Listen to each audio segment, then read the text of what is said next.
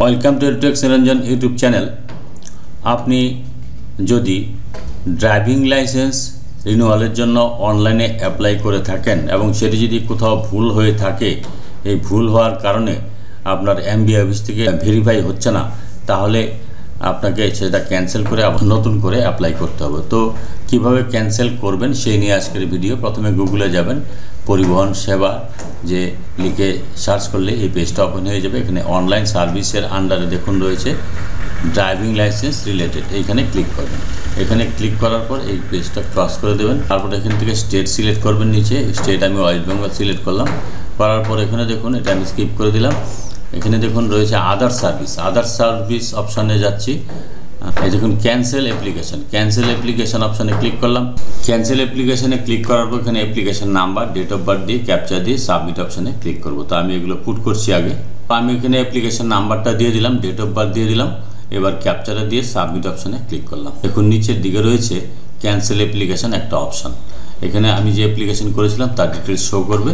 এখানে একটি কথা বলা রয়েছে, যদি ক্যান্সেল অ্যাপ্লিকেশন করেন তাহলে যে সমস্ত ডকুমেন্ট আপনি আপলোড করেছিলেন সেগুলো কিন্তু বাতিল হয়ে যাবে, এবং আপনি যদি কোনো ফিস পে করে থাকেন পেমেন্টটাও কিন্তু রিফান্ড হবে না। Payment amount will not be refund. তো আমি এটা ক্যান্সেল অ্যাপ্লিকেশনে ক্লিক করলাম।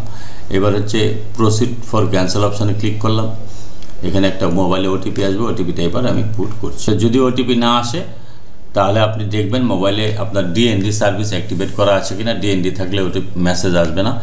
আর আপনার হচ্ছে যদি ওটিপি না আসে তাহলে আপনি কি করবেন, আরটি অফিসে যোগাযোগ করবেন ক্যান্সেল করার জন্য। তো আমি সাবমিট অপশানে ক্লিক করলাম। এখানে আই এগ্রি অপশানে ক্লিক করলাম, করে আমি প্রসিড ফর ক্যান্সেল অপশানে ক্লিক করলাম। অ্যাপ্লিকেশন নাম্বার এত সাকসেসফুলি ক্যান্সেলড।